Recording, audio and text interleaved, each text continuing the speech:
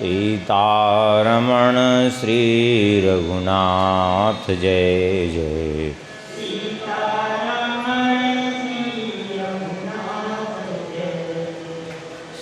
गोविंद जय जय गोपाल जय जय।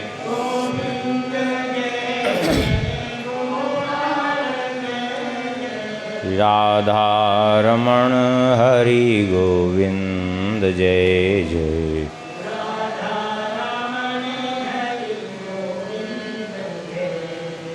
श्री राम जय जय रघुवीर जय जय।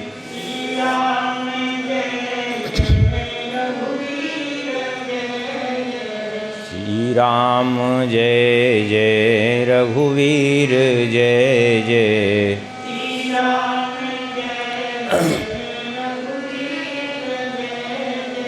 सीतारमण श्री रघुनाथ जय जय।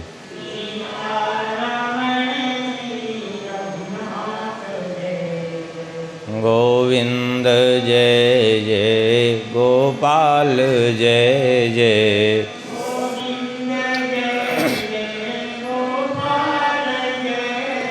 श्री राधारमण हरि गोविंद जय जय।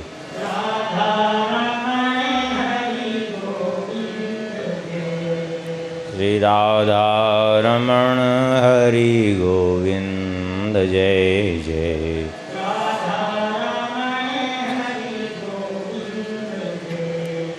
श्री वृंदावन बिहारी लाल की, श्री सीतारामचंद्र भगवान की, श्री सिद्धि सदन बिहारी बिहारणी जू की, श्री कनक भवन बिहारी बिहारणी जू की, श्री हृदय बिहारी बिहारणी जू की, श्री अयोध्या बिहारी बिहारणी जू की, श्री वृंदावन बिहारी बिहारणी जू की, श्री राधा श्याम सुंदर भगवान की, श्री सुखदेव भगवान की, श्री व्यास भगवान की, श्री भागवत भगवान की, श्री सूत जी महाराज की, श्री परीक्षित जी महाराज की, समस्त सौनकाद ऋषियों की, श्रीमद् भागवत महामहोत्सव की, आवाहित समस्त देवी देवताओं की, श्री हनुमान जी महाराज की, श्री सद्गुरुदेव भगवान की,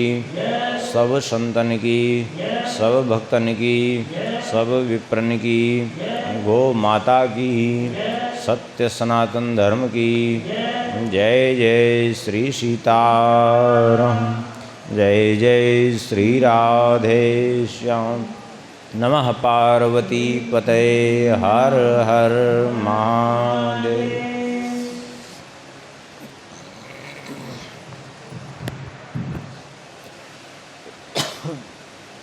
हरिशरणम। परम मंगलमय परात्पर अखिलेश्वर अकारण करुणावरुणालय भक्तवांछा कल्पतरु। भगवान की महती कृपा करुणा से भगवान के ही वांग्मय स्वरूप श्रीमद् भागवत जी के माध्यम से भगवान के दिव्य पवित्र चरित्रों का कथन श्रवण का परम सौभाग्य प्राप्त हो रहा है। कल तक के प्रसंग में अष्टम स्कंध तक की कथा हुई थी। मत्स्य अवतार भगवान का स्मरण किए। आगे श्री परीक्षित जी ने पुनः प्रश्न किया, हे प्रभो, मन्वन्तराणि सर्वाणि त्वयोक्तानि श्रुतानि मे वीर्यानन्त वीर्यस्य हरेस्तत्र कृतानि च।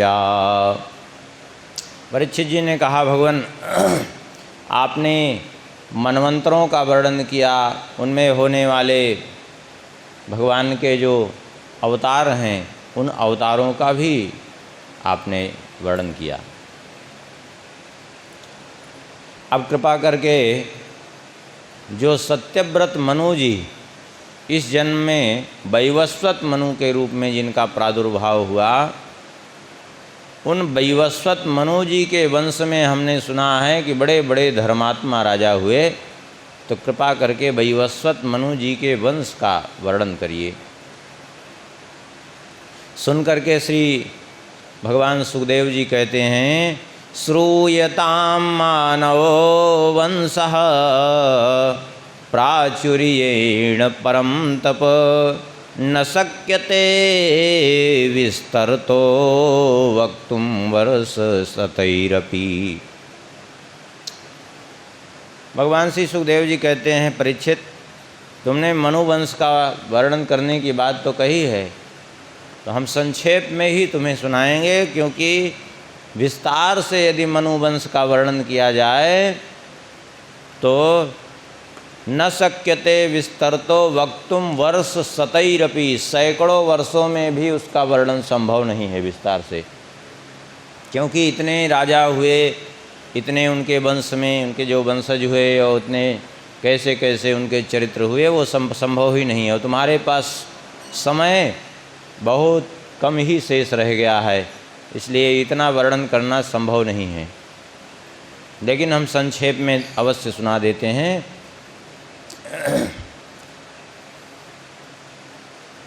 भगवान नारायण के नाभि से कमल उत्पन्न हुआ, उसी पर ब्रह्मा जी उत्पन्न हुए।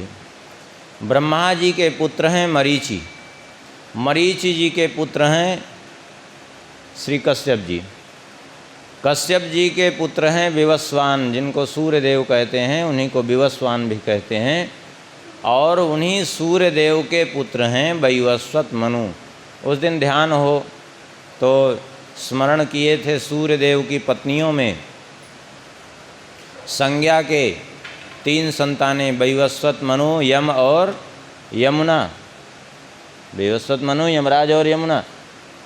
और दूसरी पत्नी छाया, दूसरी क्या, उन्हीं की छाया थी वो, सावर्णी मनु, शनिदेव और तप्ती नाम की कन्या। तो वही वैवस्वत मनु जी सूर्यदेव के पुत्र हैं, और पहले इनके कोई संतान नहीं थी, बाद में इनके संतानें हुई। इनकी पत्नी का नाम था श्रद्धा। इन्होंने श्री वशिष्ठ जी से प्रार्थना की कि प्रभु आप किसी तरह हमें संतान प्रदान कर दीजिए, वंश परंपरा को आगे बढ़ाने वाला, आगे जलदान पिंडदान का कोई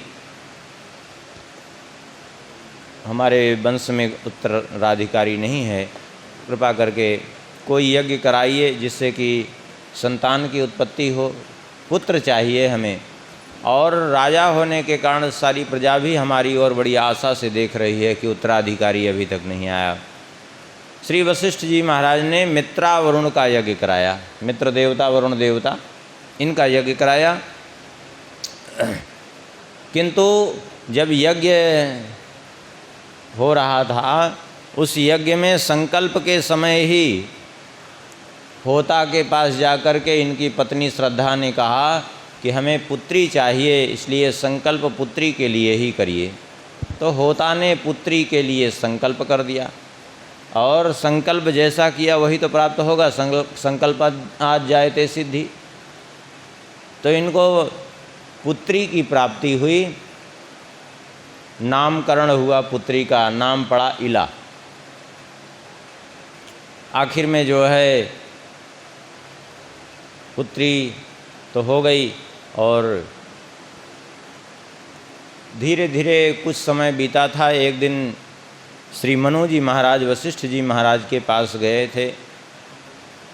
उन्होंने कहा कि एक बात हमको आज तक समझ में नहीं आई, हमने पुत्र के निमित्त से यज्ञ किया और बड़े बड़े विद्वान ब्राह्मण रखे कि जिनसे त्रुटि न हो कहीं, फिर इतनी बड़ी त्रुटि कैसे हो गई कि पुत्र के बजाय पुत्री। पुत्री से हमको कोई समस्या नहीं है, लेकिन समस्या यह है कि यह त्रुटि हुई तो कैसे हुई। श्री वशिष्ठ जी ने ध्यान धर करके देखा तो कहा ये होता ने संकल्प पुत्री के लिए किया था, कोई बात नहीं। हम जानते हैं कि सारी प्रजा उत्तराधिकारी चाहती है आपसे, कोई बात नहीं, हम आपको अवश्य उत्तराधिकारी प्रदान करेंगे। इसी पुत्री को ही हम पुत्र रूप में परिणित कर दे रहे हैं। श्री वशिष्ठ जी ने अपनी अचिंत्य सामर्थ्य से उस पुत्री को पुत्र बना दिया, तो इला का ही नाम पड़ गया सुद्युम्न, पुत्र रूप में परिणित होने के बाद। श्री वशिष्ठ जी ने कर तो दिया, लेकिन यद्यपि ये कार्य प्रकृति के विरुद्ध था। अब प्रकृति के विरुद्ध कोई भी कार्य कोई भी क्यों न करे, कहीं न कहीं उसका दुष्परिणाम आगे खड़ा होता ही है, और यही हुआ आगे चल करके। इन्होंने वशिष्ठ जी महाराज ने तो पुत्री को पुत्र बना दिया, सुद्युम्न नाम पड़ गया, लेकिन हुआ ये कि अभी किशोर अवस्था में ही ये थे। एक दिन घोड़े पर चढ़ कर के उत्तर दिशा की ओर बढ़ते चले गए और पहुंच गए भगवान शंकर जी के शापित क्षेत्र में, इलाव्रत वर्ष में। अब वो क्षेत्र भगवान शंकर जी के द्वारा श्रापित था। जैसे ही उसके भीतर पहुँचे वैसे ही ये तुरंत फिर से स्त्री रूप में परिणित हो गए, और वो घोड़ा जो था वो घोड़ी रूप में परिणित हो गया। अब बड़ी लज्जा लगने लगी, अब हमको क्या हो गया। अचानक अपने आप को देखा, वो घोड़ी को भी देखा कि ये भी, कुछ सैनिक भी थे साथ में, उनको भी देखा, सबकी वही दशा। कोई लज्जा के मारे लौट करके अपने राज्य ही नहीं आए, वहीं विचरण करते रहे। ये एक दिन चंद्रमा के पुत्र बुध तपस्या कर रहे थे हिमालय क्षेत्र में। उन्होंने देखा, इनके स्वरूप को देख करके वे मुग्ध हो गए। इन्होंने भी स्वीकार कर लिया और दोनों ने विवाह कर लिया। बुध के साथ इनका विवाह संपन्न हो गया, और बुध के द्वारा इनको एक पुत्र की प्राप्ति हुई। उसी पुत्र का नाम हुआ पुरुरवा। एक दिन इन्होंने वशिष्ठ जी महाराज के पास प्रार्थना अपनी किसी तरह पहुंचाई कि हम यहाँ स्त्री रूप में परिणित हो गए हैं, कृपा करिए, हमें इससे मुक्त कराइए। श्री वशिष्ठ जी महाराज ने कहा, उस बार तो हमने कर दिया था, लेकिन इस बार हमारी सामर्थ्य से बाहर है, क्योंकि शिव जी का श्राप है, तो शिव जी ही कुछ संशोधन कर सकते हैं, दूसरा कोई नहीं कर सकता। जा कर के कैलाश के निकट वशिष्ठ जी महाराज तप करने लगे, तो भगवान शंकर जी प्रसन्न होकर के आए, प्रकट हुए। बोले, क्या चाहिए आपको? बोले, क्या बताएं प्रभु, हमने इला को सुद्युम्न बनाया था, वो फिर से इला के रूप में परिणित हो गए। आप कृपा करिए, उनको फिर से पुरुष रूप प्रदान करिए। भगवान शंकर जी ने कहा, देखो, हमने जो उस क्षेत्र को श्राप दिया था अपनी इच्छा से नहीं, बल्कि पार्वती जी की प्रसन्नता के हेतु दिया था। क्योंकि हुआ यह था कि एक बार शिव जी पार्वती जी के साथ एकांत वास कर रहे थे, और अचानक सप्तर्षि वहाँ पहुँच गए थे। पार्वती जी देख करके संकुचित हो गई सप्तर्षियों को, बड़ा उनको लज्जा का अनुभव होने लगा। सप्तर्षि तो एकांत देख करके वहाँ से वापस चले गए बद्रिकाश्रम, लेकिन पार्वती जी उदास रहने लगी उस दिन से कि ऐसे कोई भी हमारे एकांत में विघ्न कभी भी उपस्थित कर सकता है। भगवान शंकर जी ने कहा, कोई बात नहीं, चिंता मत करो, आज से कोई पुरुष प्रवेश ही नहीं कर पाएगा इसमें, कोई पुरुष प्रवेश करेगा तो स्त्री हो जाएगा तुरंत। तब से वहाँ स्त्री, कोई भी पुरुष प्रवेश करे स्त्री रूप में परिणित हो जाता है। तो भगवान शंकर जी ने कहा, हमने पार्वती जी का मन रखने के लिए वो उस श्राप को दिया था उस क्षेत्र के लिए, लेकिन संशोधन की जहाँ बात है, हमने अपना अर्धांग पार्वती जी को पहले ही समर्पित कर दिया है, इसलिए हमें लोग अर्धनारीश्वर भी कहते हैं। अपने हिस्से का हम संशोधन कर सकते हैं, लेकिन पार्वती जी के हिस्से का संशोधन तो पार्वती जी ही कर सकती हैं, हम नहीं कर सकते। इसलिए जाइए, हम आज से नियम लगाते हैं, मांसम पुमान भविता मांसम स्त्री तव गोत्रजा। 1 महीने आज से पुरुष रहेंगे, 1 महीने स्त्री रहेंगे वे। अब पुरुष रूप तो प्राप्त हो गया, लेकिन आए अपने राजभवन में लेकिन जैसे ही 1 महीना होता फिर से स्त्री रूप में परिणित हो जाते, फिर 1 महीना छुप करके घर में रहना पड़ता, फिर पुरुष रूप में प्रकट हो जाते। ऐसे ही दशा चलती रही। इस कारण से इनको बड़ी ग्लानि होती थी मन में। और प्रजा 1 महीना चूँकि राज से महल से बाहर ही नहीं निकलते थे, इसलिए प्रजा इनका आदर नहीं करती थी। 3 पुत्र भी हुए इनके, उत्कल, गय और विमल। एक दिन इन्होंने निश्चय किया कि अब हम छोड़ करके चले जाएंगे भवन को, और फिर छोड़ के चले ही गए और जा कर के तप करने लगे। और तप करके भगवती पार्वती जी को इन्होंने प्रसन्न किया। भगवती पार्वती जी ने प्रसन्न होकर के इनको पूर्ण रूप से पुरुषत्व प्रदान कर दिया। लेकिन फिर ये लौट करके घर नहीं आए। भगवती ने कहा, क्या चाहिए तुम्हें? बोले, अब हम संसार से ऊब चुके हैं, अब हमें एकमात्र भक्ति प्रदान कर दीजिए और कुछ भी नहीं। तो भगवती ने इनके को आशीर्वाद दिया और ये भगवान की भक्ति में पूर्णतया तल्लीन होकर के फिर लौटे ही नहीं घर को, और भगवान की भक्ति करते करते ये भगवान के परम धाम को चले गए। इनकी राजधानी थी प्रतिष्ठानपुर, जिसको वर्तमान में झूसी कहते हैं, प्रयागराज में है।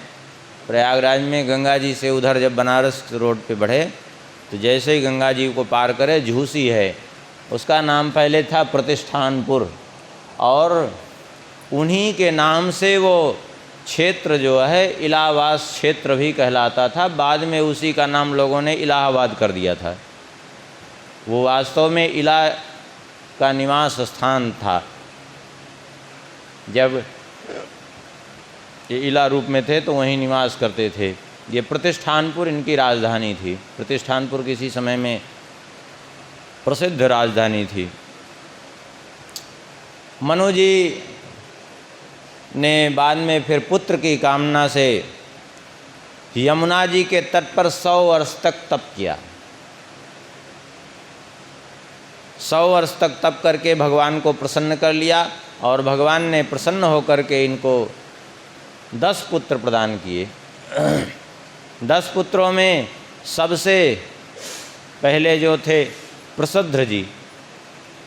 प्रसद्र जी गए गुरुकुल में विद्या अध्ययन करने के लिए श्री वशिष्ठ जी महाराज के यहाँ, और वहाँ गायों की सेवा में नियुक्त कर दिया गया इनको। क्योंकि पहले जो गुरुकुल में गैया आदि रहती थी, जो कुछ भी सेवा रहती थी, वो सब वहाँ स्थान में रहने वाले, आश्रम में रहने वाले सब विद्यार्थी किया करते थे। और इनको गायों की सेवा में नियुक्त किया गया। संयोग से एक दिन खूब बारिश हो रही थी, और उसी बारिश में एक सिंह घुस आया गौशाला में। सिंह को देख करके गायों में भगदड़ मच गई। ज़ोर ज़ोर से गायें चिल्लाने लगी भय के मारे। इन्होंने सिंह की आवाज़ भी सुन ली, दौड़ करके तलवार लेकर के पहुँचे, और रात का भयंकर अंधेरा था, बारिश भी हो रही थी, कुछ दिखाई नहीं पड़ रहा था। इन्होंने सिंह की आवाज़ सुन करके उस पर प्रहार किया, लेकिन धोखा हो गया। प्रहार किया सिंह की गर्दन पर, और सिंह नहीं बल्कि गाय का गर्दन धड़ से अलग हो, गाय का सिर कट गया। सिंह का केवल कान कटा, सिंह तो भाग खड़ा हुआ, लेकिन गाय मर गई। प्रातःकाल देखा तो गाय मरी पड़ी है। बड़े दुखी हुए, और वहीं से फिर इन्होंने वन को प्रस्थान किया, और जा कर के वन में कठोर तप करके अपने गो हत्याजन्य पाप का प्रायश्चित्त किया। और फिर लौट करके ये अपने राजभवन में आए नहीं, तब करते करते भगवान के परम धाम को चले गए ये प्रायश्चित्त करके। इसलिए इनका कोई वंश ही नहीं चला, क्योंकि लौट के ही फिर नहीं आए, विवाह ही नहीं हुआ। और इनके मनु जी के जो सबसे छोटे पुत्र थे कवि, ये जन्म से ही विषयों से अत्यंत निष्पृह थे। ये राज्य छोड़ करके वन में चले गए और वहाँ जा कर के भगवान के भजन में प्रवृत्त हो गए और भगवान का भजन करते करते किशोर अवस्था में ही इन्होंने भगवान के परम धाम को प्राप्त किया। एक पुत्र थे इनके मनु जी के करुष जी। करुष जी से कारूस नामक क्षत्रिय उत्पन्न हुए और इनका बहुत पीढ़ियों तक वंश चलता रहा। ये करुष जी बड़े ही ब्राह्मण भक्त थे, सत धर्म प्रेमी थे, उत्तरापथ के ये रक्षक हुए।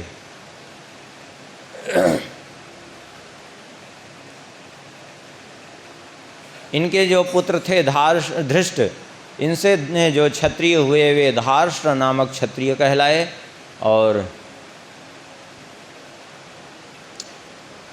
इनका वंश जो है चला है और इनके वंश में भी बहुत से धर्मात्मा राजा हुए। बाद में जो है इन्हीं के वंश में एक अग्निवेश्य नाम से अग्निदेव स्वयं उत्पन्न हुए। अग्निदेव इसलिए कि ये बड़े जो है धर्मात्मा थे, अग्निहोत्र परायण थे। इनकी निष्ठा देख करके अग्निदेव पुत्र बन करके आए और इन्हीं से अग्निवेश्यायन गोत्र प्रारंभ हुआ।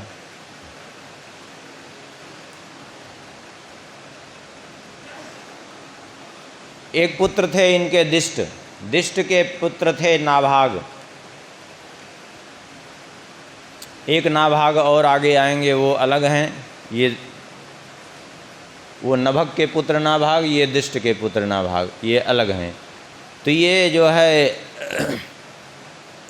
इनके वंश में भी जो है बड़े धर्मात्मा राजा हुए। इन्हीं के वंश में अवीक्षित नाम के राजा हुए, जिनके पुत्र हुए मरुत, जो चक्रवर्ती सम्राट हुए और जिन्होंने बड़ा विशाल यज्ञ किया, जिस यज्ञ के संबंध में आज तक लोग कहते हैं मरुत जी के जैसा किसी का यज्ञ नहीं हुआ। मरुत जी के यहाँ ऐसा यज्ञ हुआ था कि उस यज्ञ में बची हुई जो सामग्री पात्र माने जो स्वर्ण पात्र थे, उन पात्रों से युधिष्ठिर जी का यज्ञ संपन्न हो गया था पूरा। क्योंकि जितने ब्राह्मण थे उनको प्रतिदिन सोने की थालियाँ, सोने की कटोरियाँ, सोने के लोटे गिलास दिए जाते थे भोजन करने के लिए, और कह दिया जाता था अपने अपने पात्र लेकर के ही जाएं। प्रतिदिन नए नए जितने पात्र थे सब जो है स्वर्ण के, बेदियाँ भी स्वर्ण की, सब कुछ जो है स्वर्ण का।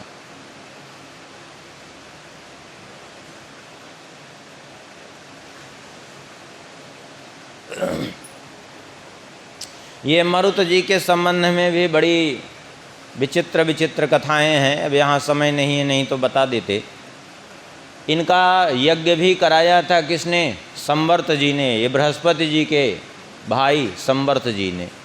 हुआ ये था कि संक्षेप में बता ही देते हैं। बृहस्पति जी से इन्होंने प्रार्थना की यज्ञ कराने की, लेकिन देवराज इंद्र ने बृहस्पति जी को मना कर दिया कि आप उनका यज्ञ नहीं कराएंगे। यद्यपि बृहस्पति जी देव गुरु हैं, बृहस्पति जी देव गुरु हैं, देव गुरु का स्थान देवराज से श्रेष्ठ है, लेकिन फिर भी राजा की एक मर्यादा होती है और उस मर्यादा का पालन करते हुए, राजाज्ञा का पालन करते हुए आखिर इन्होंने स्वीकार नहीं किया। जब स्वीकार नहीं किया, बड़े दुखी थे मरुत जी, और जहाँ कोई समाधान न मिलता हो, नारद जी पहुँच जाएं तो अच्छा समाधान फिर कर देते हैं। इनको मिल गए नारद जी। नारद जी ने कहा तुम चिंता क्यों करते हो, फिर चिंता न करें तो क्या करें, और यज्ञ कराने से मना कर दिया उन्होंने। बोले मना कर दिया, उन्होंने मना कर दिया ना, उनके भाई को पकड़ो, और बृहस्पति जी से किसी हालत में कम नहीं है, चिंता मत करो।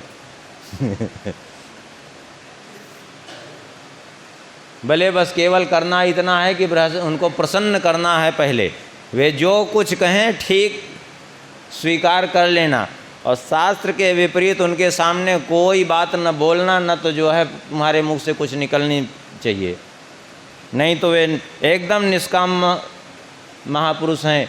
उनके को किसी चीज़ से कोई अपेक्षा नहीं है और न तो किसी से उनको कोई भय है, न किसी से कोई लोभ लालच है कि वे यज्ञ कराएंगे, लेकिन बस उनकी सेवा करके उनको प्रसन्न कर लो तो तुम्हारा काम बन जाएगा।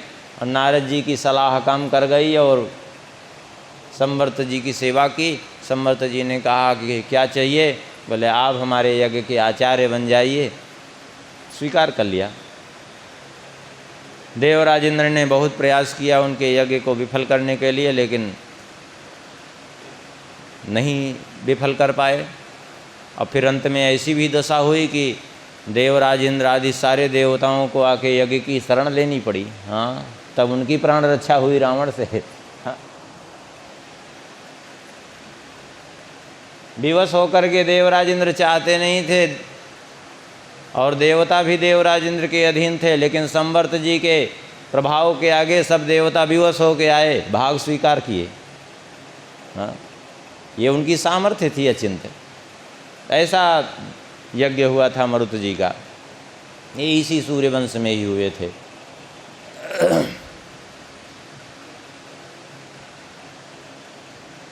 मनु जी के एक पुत्र हुए सरियाती। ये भी वेदों के बड़े निष्ठावान विद्वान थे और इन्होंने आंगिरस गोत्रीय कुछ ब्राह्मण यज्ञ कर रहे थे तो उनसे त्रुटि हो जाती हर 6वें दिन। तो उसको इन्होंने बताया तो सुधार किया तो उन सबको स्वर्गलोक की प्राप्ति हो गई।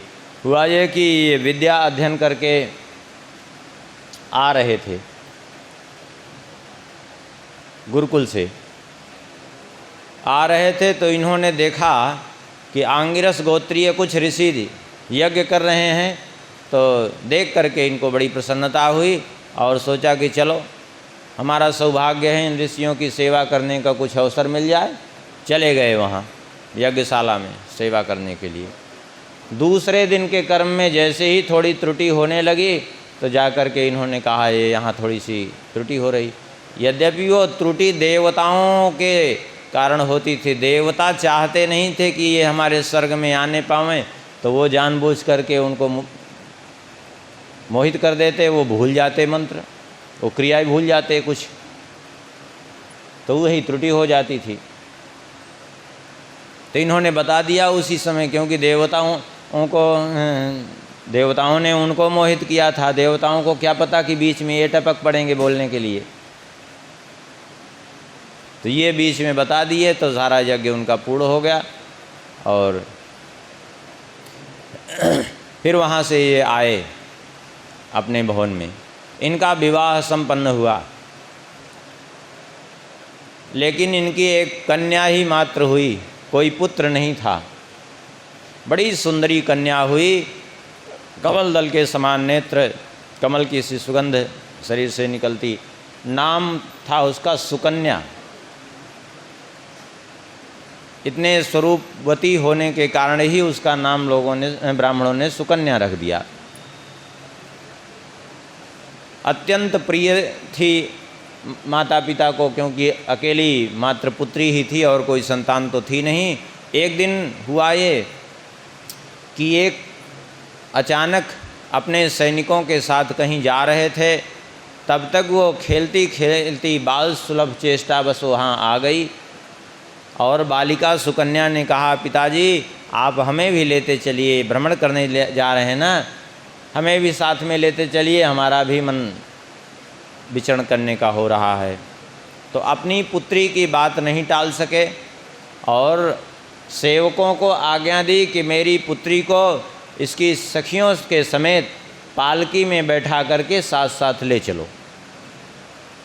तुरंत पालकियां तैयार हुई और सुकन्या को भी और इसकी जितनी कुछ सहेलियां थी, इन्हीं की समवयस्क थी, वे सब भी सबको बैठा लिया और ले करके चले।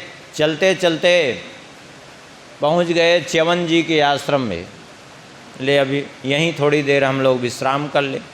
और वहीं विश्राम करने लगे, अचानक हुआ ये कि सुकन्या तो बालिका थी और अपनी सखियों के समेत क्रीड़ा कर रही थी।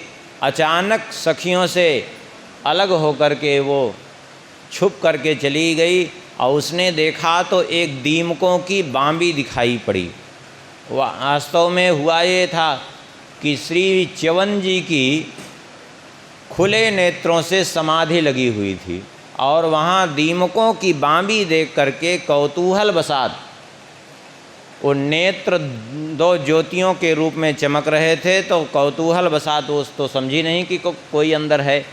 कंटक दो लेकर के उन ज्योतियों में छेद दिए तो रक्त की धार निकलने लगी, समाधि भंग हो गई, अंदर से आह आह की कराहने की आवाज़ आने लगी।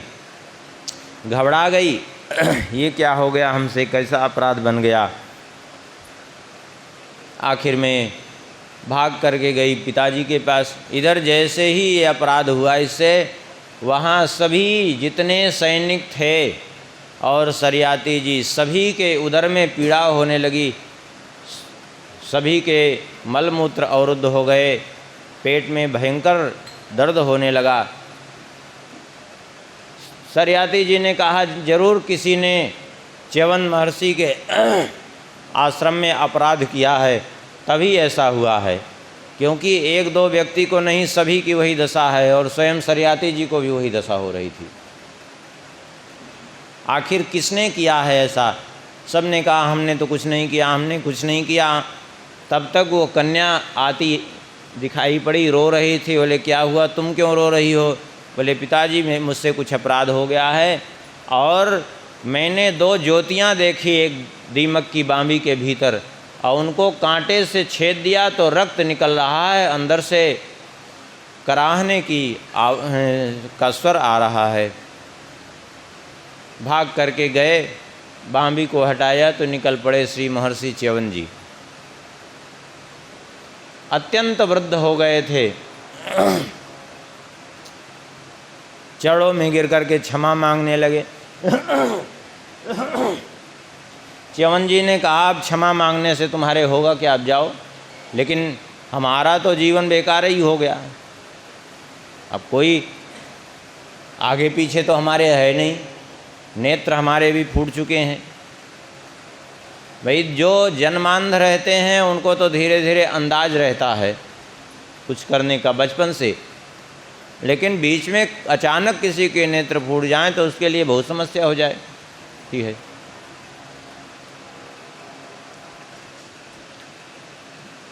आखिर में च्यवन जी जब कहे तो ये जाने को उद्यत हुए। सुकन्या ने कहा नहीं, मैं नहीं जाऊंगी। क्यों?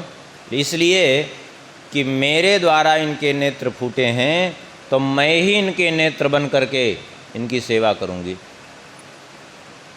मुझसे पाप हुआ है तो अपने पाप का प्रायश्चित भी मैं ही करूंगी। सरियाती जी ने कहा लेकिन तुम कैसे कर सकती हो? कोई भी परस्त्री किसी परपुरुष के पास कैसे रह सकती है? भले यदि परस्त्री नहीं रह सकती तो मैं इन्हीं को अपने पति रूप में वर्ण करती हूँ। यद्यपि च्यवन जी बहुत वृद्ध थे, अंधे भी हो चुके थे और ये अभी कन्या ही थी, बालिका थी, अभी ज़्यादा अवस्था नहीं, मुश्किल से 6-7 वर्ष की मात्र अवस्था थी, लेकिन फिर भी इसने वर्ण कर लिया। कहा कुछ भी हो लेकिन हमें अपने पाप का प्रायश्चित करना ही है। पति रूप में वर्ण कर लिया। च्यवन जी बड़े क्रोधी भी थे, लेकिन फिर भी जो है अपनी सेवा से ऐसा प्रसन्न कर लिया च्यवन जी को कि च्यवन जी प्रसन्न हो गए। अब प्रसन्न होकर के श्री च्यवन जी ने अश्विनी कुमारों का आवाहन किया। अश्विनी कुमार प्रकट हुए, बोले क्या आज्ञा है, हमें आपने किस लिए बुलाया है? अश्विनी कुमार सूर्य देव के पुत्र हैं और देवताओं के वैद्य हैं।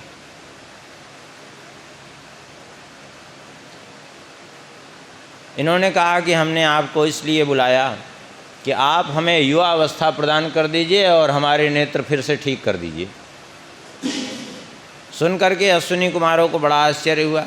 अश्विनी कुमारों ने कहा आपकी आज्ञा हम अवश्य मानेंगे, किंतु हमारा एक प्रश्न है, एक जिज्ञासा हमारी है, उसको आप कृपा करके समन करिए, हमारी शंका का समाधान करिए। बोले क्या जिज्ञासा है? बोले जिज्ञासा ये है कि आप जैसे तपस्वी तपस्या करते करते वृद्धावस्था को प्राप्त हो गए, आपके मन में हमें तो ऐसा नहीं लगता कि किसी प्रकार की कामना हो, लेकिन फिर भी ये युवावस्था तो वे लोग चाहते हैं जो कि कामी हों, जिनको संसार भोगने की इच्छा हो, और आप जैसे वीतराग महापुरुष क्यों संसार चाहेंगे, क्यों युवावस्था चाहेंगे? कृपा करके हमारी शंका का समाधान कर दीजिए, बाकी तो हम करेंगे ही जो आप आज्ञा करेंगे। बोले तो कारण ये है कि हम जो है तपस्या कर रहे थे और सुकन्या ने बाल सुलभ चेष्टा बस मेरे नेत्र फोड़े, और बाद में अपने पाप के प्रायश्चित के लिए इसने अपना जीवन दांव पर लगा दिया और मेरी सेवा करने के लिए मुझे पति रूप में वर्ण कर लिया, जबकि मैं अत्यंत वृद्ध हूँ। और ये अभी बालिका, फिर भी इसने मुझे स्वीकार कर लिया पति रूप में अपने पाप के प्रायश्चित हेतु। तो जब इसने मुझ पर अपने आप को समर्पित कर दिया है, तो मैं भी जो है इसे विधवा नहीं बनने दे सकता। मैं भी इसे पूर्ण रूप से इसको सुख प्रदान करूंगा और इसको किसी भी प्रकार से कमी नहीं होने दूंगा, विधवा नहीं बनने दूंगा।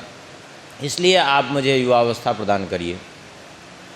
अश्विनी कुमारों ने कहा कि जो आप कह रहे हैं क्या यही सुकन्या का भी अंतर का भाव है?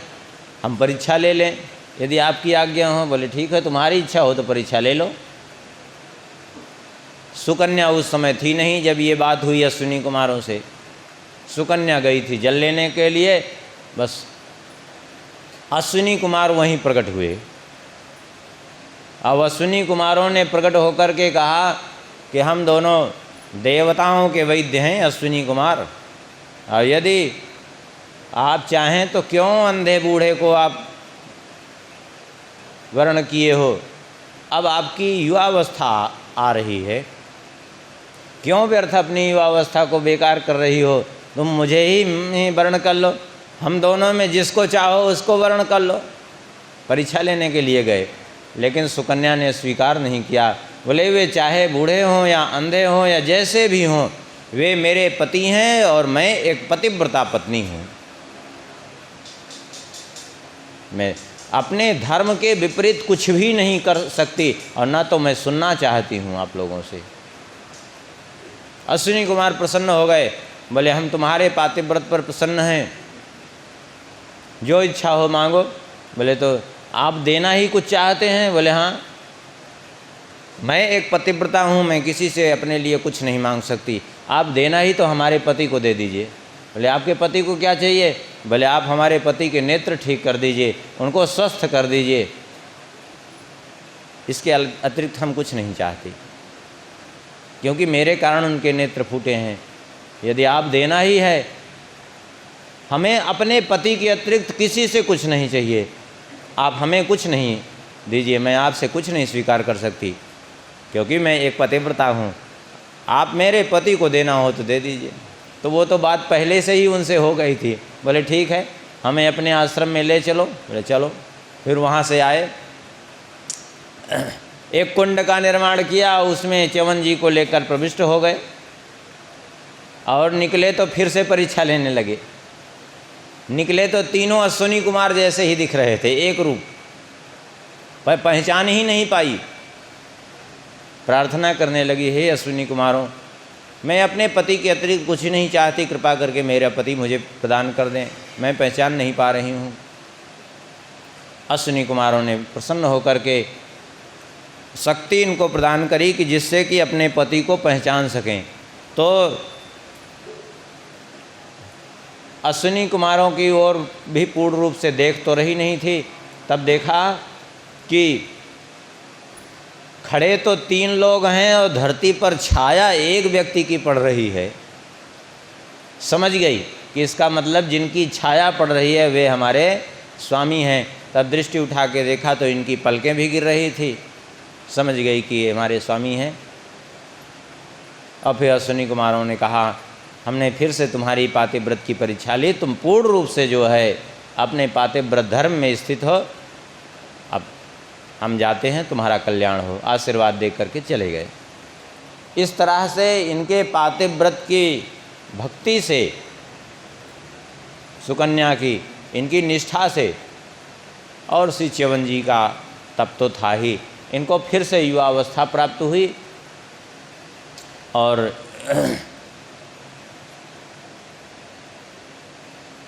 अश्विनी कुमार जब जाने लगे तो इन्होंने कहा, महर्षि च्यवन जी ने कहा कि सुकन्या ने हमारे लिए अपना जीवन दांव पर लगाया, हमने उसकी इच्छा पूर्ण कर दी, लेकिन अब आप लोग भी कुछ हमसे मांग लीजिए, क्योंकि आप लोगों ने हमें पूर्ण रूप से स्वस्थ कर दिया है, तो यदि आप कुछ चाहते हैं तो आप भी ले लीजिए। इन्होंने कहा, हम तो सूर्यदेव के पुत्र हैं और वैद्य हैं, तो हमें सब कुछ स्वाभाविक रूप से प्राप्त है और कुछ हमें इच्छा तो नहीं है, लेकिन केवल एक ही बात का थोड़ा सा मन में खेद है। क्या? बोले, हमें यज्ञ में भाग नहीं मिलता। क्यों? बोले, वैद्य होने के कारण जो है हमें यज्ञ में देवता भाग नहीं स्वीकार करते हमारा, तो हमें भाग नहीं मिलता। अब वैद्य होने के कारण क्योंकि वैद्य वृत्ति निंदित वृत्ति मानी गई है। वैद्य जो है, कुछ वृत्तियां निंदित वृत्तियां मानी गई हैं। वैद्य हैं, ज्योतिषी हैं, ये सब इनकी वृत्तियां निंदित वृत्तियां मानी गई हैं। इसलिए इनका अन्न खाना जो है शास्त्र विहित नहीं है। क्यों? क्योंकि जैसे डॉक्टर है, डॉक्टर को कोई सूधे ढंग से पैसा नहीं देता, परेशान होकर के मुसीबत में पैसा देता है। और ज्योतिषी के पास भी कोई सीधे साधे नहीं जाता, वो परेशान होकर जाता है।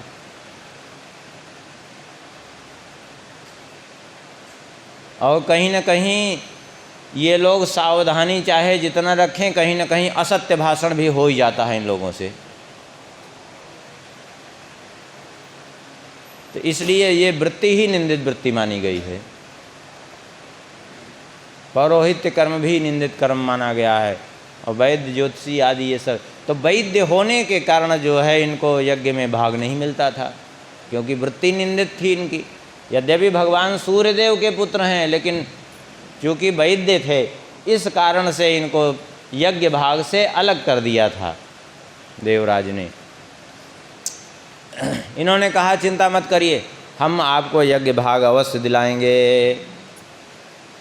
संयोग से एक दिन सरियाती जी पहुँचे, और सरियाती जी ने जब देखा कि मेरी पुत्री तो बैठी है एकदम जो है ऐसे युवक के पास जो सूर्य के समान तेजस्वी दिखाई पड़ रहा है, अश्विनी कुमार के समान सौंदर्य से युक्त, कुपित हो गए। अपनी पुत्री को देखकर बहुत फटकारा, अरे कुल कलंके, तूने जो है पहले तो च्यवन जी को वर्ण किया और फिर स्वयं ही उनका परित्याग करके एक जार पुरुष को वर्ण कर लिया। और जब वर्ण या तो किया ही ना होता, इसीलिए मैं तुझे समझा रहा था कि अभी बालिका है, अभी तेरी समझ में नहीं आ रहा है, जब युवावस्था आएगी तब तुझे समझ में आएगा। वही हुआ, तो जब बड़ी हुई थोड़ा तो धोखा दे दिया ऐसे तपस्वी महर्षि को। उसने कहा, पिताजी ये वास्तव में कोई और नहीं, आपके जामाता ही हैं, और सारी घटना सुनाई। तब उनको विश्वास हुआ। सरियाती जी बड़े प्रसन्न हुए। सरियाती जी से इन्होंने कहा कि चलो अब आए हो तो एक काम कर दो, यज्ञ का आयोजन करो, हम उनको यज्ञ में भाग दिलाएंगे। यज्ञ का आयोजन किया, च्यवन जी आचार्य हुए उस यज्ञ के। और इन्होंने जब यज्ञ में भाग देने के लिए सारी तैयारी की, यज्ञ भाग देने के लिए उद्यत हुए, तो देवराज इंद्र प्रकट हो गए। देवराज इंद्र ने कहा, यदि यज्ञ में भाग दिया तो निश्चित रूप से मैं वज्र का प्रहार करूँगा। अब तो इन्होंने च्यवन जी ने कहा तो तुम प्रहार करके देखो। सरयाती जी पर इन्होंने जैसे ही अपने वज्र को उठाया मारने के लिए, वैसे ही इनको पूरा जड़ बना दिया। हाथ हिल ही नहीं रहा है, कुछ कर ही नहीं पा रहे हैं देवराज इंद्र। बड़े विकल हुए। उन्होंने कहा अब तुम तभी पूर्ण रूप से चलायमान हो सकते हो जब यज्ञ भाग स्वीकार करोगे, और नहीं तो ऐसे जड़ बने रहोगे तुम। हाँ, यहाँ तुम्हारा कोई बल काम नहीं करेगा, तुम्हारा कोई देवत्व यहाँ काम नहीं करेगा। स्वीकार किया देवराज इंद्र ने यज्ञ भाग, और जो यज्ञ भाग स्वीकार कर लिया तो यज्ञ में भाग दिलाया, और फिर अश्विनी कुमारों को उस दिन से यज्ञ में भाग मिलना प्रारंभ हो गया। तो इन सरयाती जी ने कहा कि चलिए अब आपने इतना तो सब कर लिया। देखिए, महापुरुष कभी किसी का भी अपने ऊपर वो नहीं रखते, किया हुआ उपकार उसका प्रत्युपकार कर ही देते हैं। देखिए, सुकन्या ने जो उनके साथ किया उसको उसका फल दे दिया। अश्विनी कुमारों ने स्वस्थ किया तो उनको यज्ञ में भाग दिला दिया। अब सरयाती जी ने अश्विनी कुमारों को यज्ञ भाग देने में निमित्त सरयाती जी बने, यज्ञ कराया, उन्होंने आयोजन किया। तो बोले अब तुम्हारी भी जो इच्छा हो मांग लो। बोले अब हमारी क्या इच्छा, एकमात्र हमारी पुत्री ही है सुकन्या, इसके अलावा तो कोई है नहीं। हमारे राज्य का कोई उत्तराधिकारी नहीं है, यदि हमें पुत्र प्राप्ति हो जाती तो अच्छा था। तो बोले ठीक है, अब तुम पुत्रेष्ट यज्ञ करो, तुम्हें पुत्र की भी प्राप्ति हो जाएगी। तो पुत्रेष्ट यज्ञ का आयोजन किया। तो इनके आचार्यत्व में पुत्रेष्ट यज्ञ सफल हुआ उनका, और 3 पुत्र हुए, उत्तानवरीह, आनर्त और भूरिसेण। इन्हीं आनर्त जो है ने कुशस्थली नाम की राजधानी बसाई थी समुद्र के बीच में, और इन्हीं के पुत्र हुए ककुदमी, जिनकी पुत्री थी रेवती, जो बलराम जी को ब्याही गई।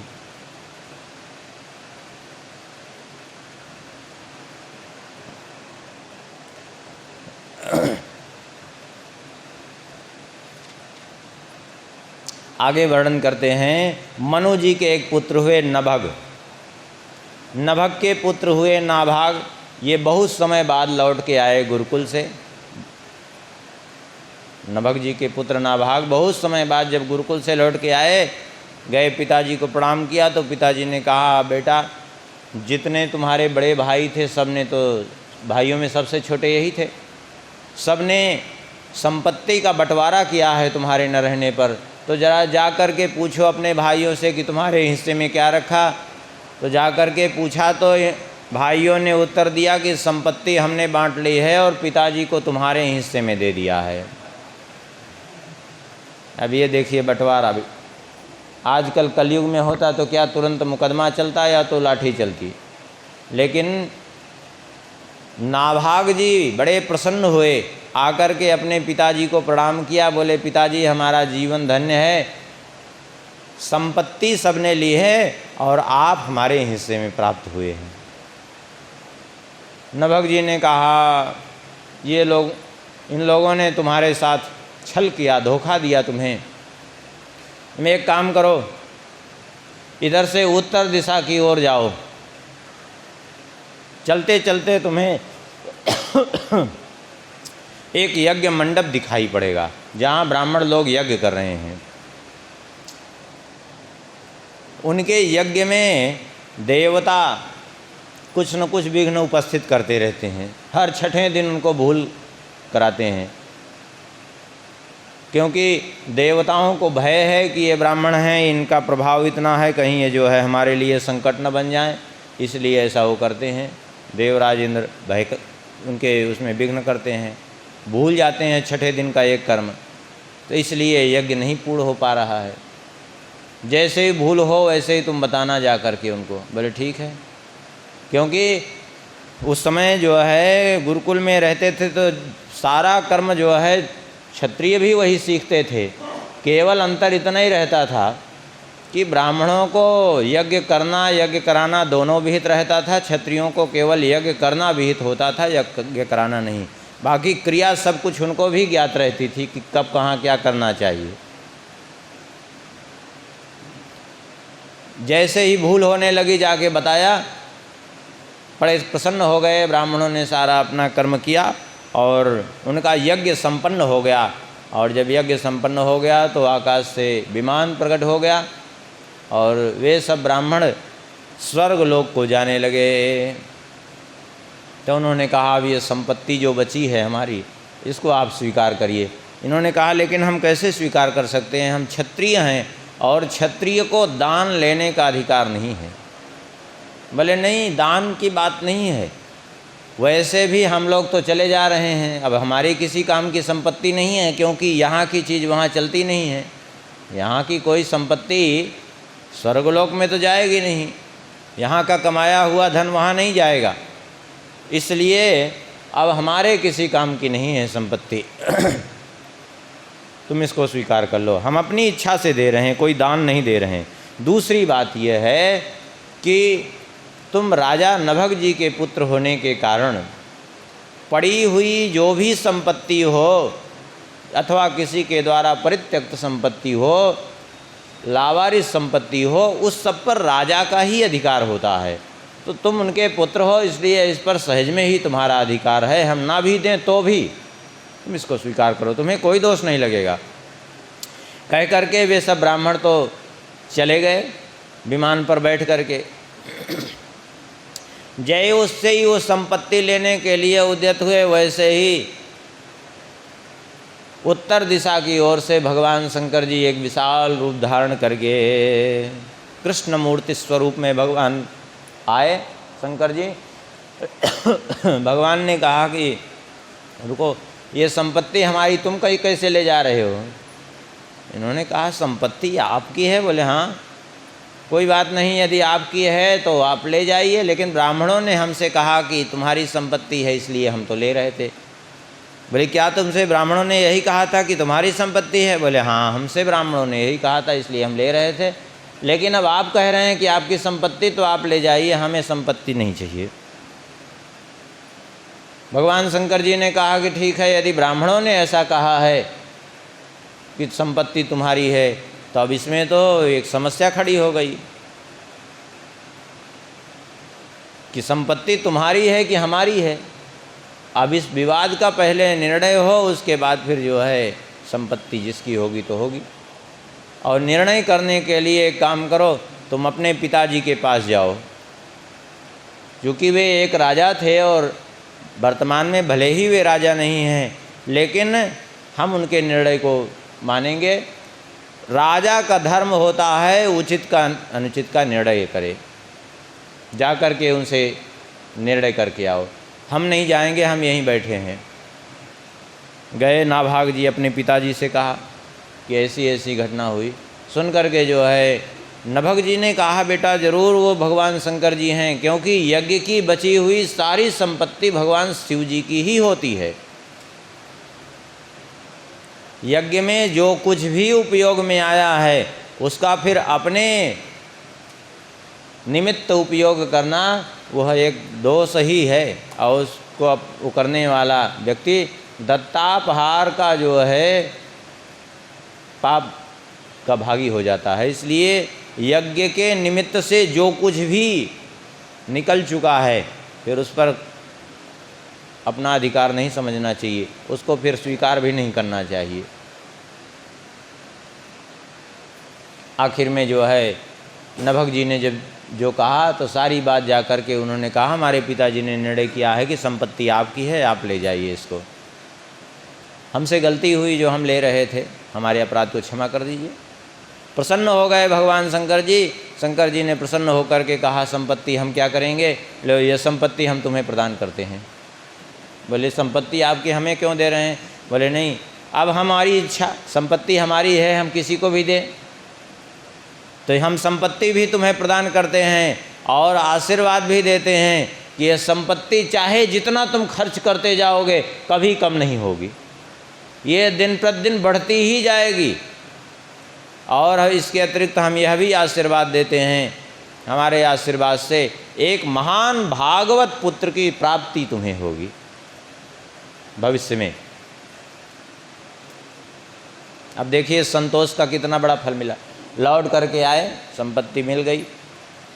इनके भाइयों ने सारी संपत्ति का, राज्य का बंटवारा कर लिया था, और देखिए भाइयों का कहीं कोई नाम निशान नहीं आया, और जिनको कुछ भी नहीं दिया था, एक गांव माने एक टुकड़ा नहीं दिया था भूमि का, 2 4 10 गांव, एक गांव देना तो बड़ी दूर की बात, कुछ नहीं दिया था, और वे चक्रवर्ती सम्राट बन गए पूरे पृथ्वी के।